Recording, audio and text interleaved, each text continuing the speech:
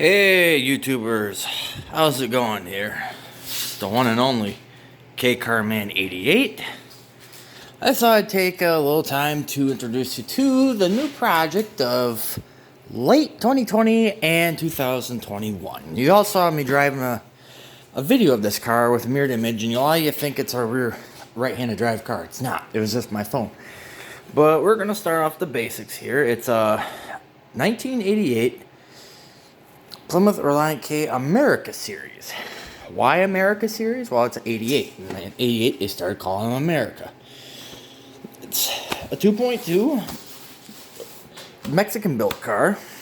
What do I mean by Mexican-built? Well, with the two-door coupes, some of them were built in the United States and some were built in Mexico. This one happens to be a Mexican car because of the gearing. You're probably saying, what the heck does that got to do anything? Well, it's very easy. I will show you. In Mexico, when these cars were built, believe it or not, they came down the same assembly line as the Velaris and the Darts. And you're probably thinking, what the heck is that? The Velaris and Darts. Probably thinking like mid-70s, right? Wrong-o. In Mexico, they call these cars Dart K, Velari K, and Magnum 400. And Magnum 400 Turbo.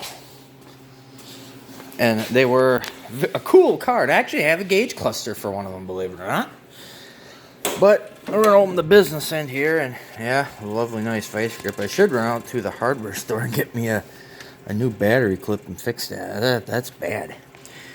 But we're going to be painting up the cylinder block here. It's extra clean. I already cleaned it somewhat. It needs to be cleaned again, but the on the air box is going to go. I just got to find a good old air box that these cars came with.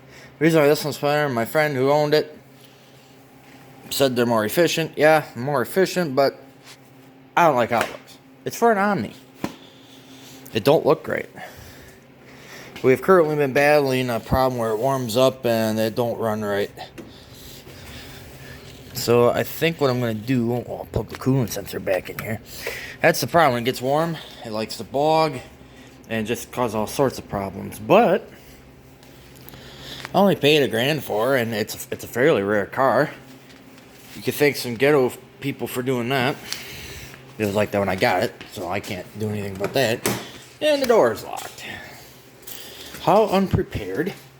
But yeah, boy. And this had like a peace sign on it and upside down hearts. So it looked like an upside down ball sack, to be honest with you. But inside it is really, really nice. These seats aren't original to the car. These are out of another K car that my friend took them out of. The steering wheel is also not the original. It came with a base model wheel. It was all sticky and nasty. The dash pad's out of a Dodge 600. You can see we modified it to say Reliant. I don't know. I kind of like the looks of it. And I kind of don't. I don't know what I'm going to do with that yet. I kind of want the original dash pad back in it. But finding a red one these days is not happening. And the back seat is out of an 88 Plymouth Reliant 4-door. Same color as this car. It fell through the back seat getting the seat out of that car at Gent Care because the floor was so rotten. The carpet is out of a 89 Dodge Aries.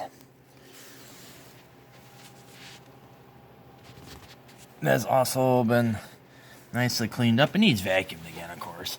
The next thing on my list is the headliner. It's original. As you can see, it is faded and torn in spots. I did that spot there. I punched it actually because I was driving it home from Illinois. I didn't like the board hitting my hair. Nah, it's probably okay because I got my hair cut. I'm gonna put the other instrument cluster in this car because the board is bad, and we're gonna see what it does. So, oh yeah, the transmission. The very important part of this car.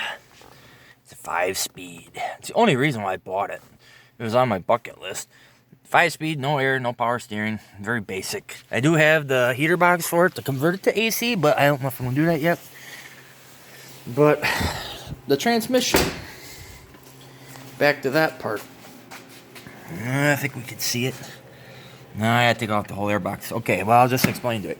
So in the United States, these transmissions were casted at AP. There's always a little emblem on them. This one says Tremec on it. So it's Tremec casting, which is also used in the Mexican cars. And the gear ratio, I want to say the final gear drive ratio on this car is like, I want to say it's like 292 or 278, because it's geared very high for the highway, because when I'm doing 55, I'm sitting right at 1900 RPMs. It's just amazing how much the 5-speed really helps this engine compared to these two, which are sadly stuck with a 3-speed automatic. I don't expect the New Yorker to have a 5-speed manual because it's a New Yorker, but even with the Neon. The Neon's a 3-speed. That sucks going down the highway too. But driving this back on the Beltline in Madison, she'd do 75, 80 all day long. And I think at 75, I'm sitting like at 2800. That's a freeway flyer. Hopefully I haven't. My plan is to have this car out at Carlisle Chrysler show in a couple of years. Yeah, and the only reason I want to take this out there is because, well, it's a much more comfortable drive. They keep up on the freeway, and, well, in fact, being a 5-speed and 2-door coupe makes things interesting. I'd really like to take this, but 305 gear on a 3-speed automatic, you're limited to 70 miles an hour and people flying by you left and right. It ain't happening. So 5-speed is the way to go. But this thing here has got to get replaced, I think. I'm going to test it today, see what happens. I also got, it's wearing wires now, but I'm going to put on the snowflakes just to see how it looks. My mom and dad don't really like the wires on it, but I kind of do. So maybe some input there. But anyhow, I got to go. Video's around about 7 minutes long, which is okay. But all I say, hope the rest of 2020 actually goes smooth. And have a happy new year and a Merry Christmas. And yeah, we'll see you on the road.